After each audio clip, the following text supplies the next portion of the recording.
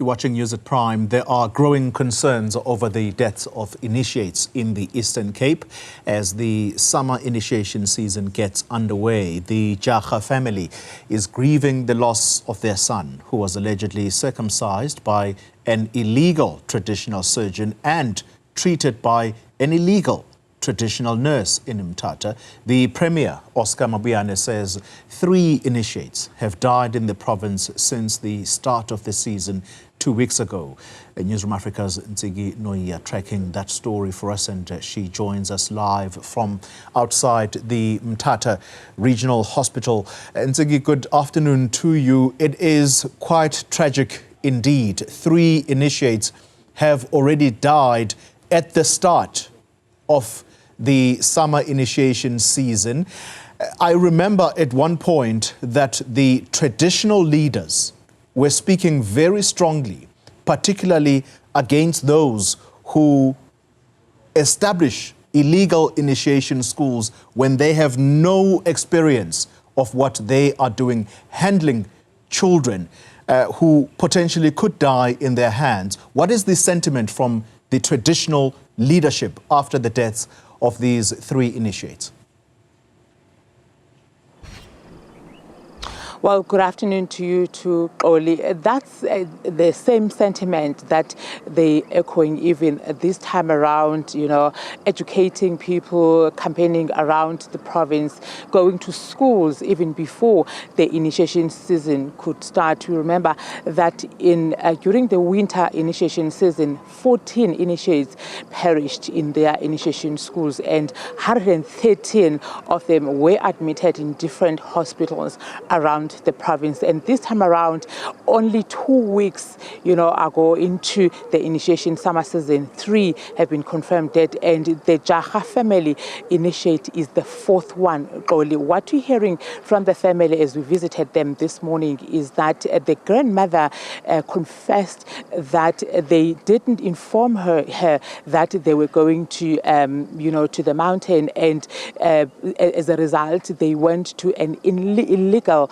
traditional surgeon and illegal traditional nurse. And when I was speaking to the traditional leader of Kwalindile Traditional Council, Chief Ntsiki, this morning, he spoke very hard on parents who do not monitor their children. As much as there is a committee that was established, comprises of different stakeholders from health, from traditional leaders, from the leaders, community leaders, to monitor their circumcision process throughout all the seasons to ensure that the death of initiates comes to an end. And he also mentioned things that needs to be done, proper procedures that needs to be followed when parents are taking their children to the initiation schools. Let's take a listen at what Chief Ntsiki had to say in the morning. Into ezibalulekileyo kuqala kufuneke kusuwe umntana kwagqirha ayocheckwa into yoba ufiti for ukulukana, then abuye aze kuthi then ndimenzele incwadi siqiniseke ngengcibi leyo ezawuthi iyamolisa uba yingcibi eregistered eyaziwa yona. Then kubaluleke ke sikhuthaza ukuthi ebazalini masiqiniseke into yoba abantwana bayawanikezwa amanzi, bayawasela, nala apile li-green siqiniseke into yoba iloko ikhona ebhomeni, nemovite iloko ikhona. Also siyawavisita la mabhoma, asifuni bafana bangaphezulu ko-3 abahlala emabhomeni. Well, those are the things that he expressed, that they are important for all the initiates when they are at the initiation schools. And for these 2 boys from Jara family, they were only given water 8 days after they were at the initiation school. They finished their exams on the 21st of November, and then on the 22nd, they went to the mountain. And he was very hard on the illegal initiation, illegal traditional surgeons and the illegal traditional nurse that were arrested but later released for no apparent reasons, according to him. And his traditional council was not made aware of their release, including the family. They didn't know why they were released and they were never informed. One of the initiators there is the cousin to Indiphile Jara, who has sadly passed away.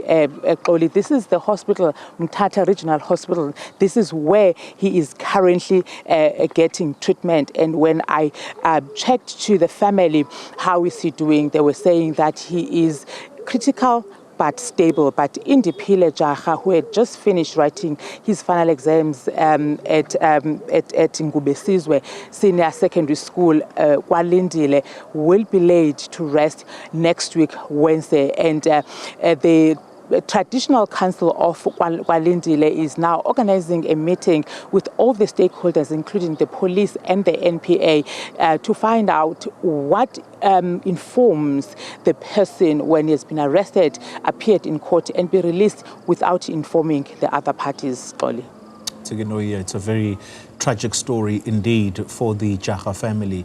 Absolutely tragic results, and hopefully the authorities are going to give us something to hold on to as a way of explaining why it is that these people who clearly were operating illegally have been arrested but have since been released. Do you know any more information in that regard, Ntsiki, as to why people who were operating illegally have subsequently been released from police custody?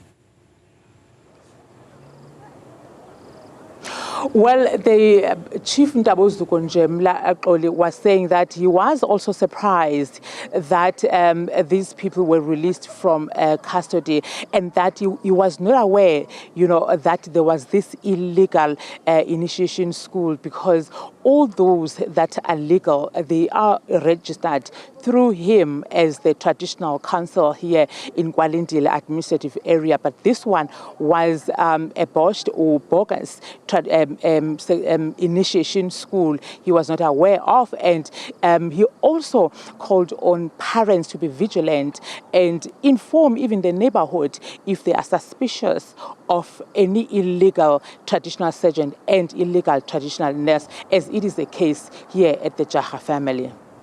Nohiya, live for us in Mthatha. Thank you very much for that update.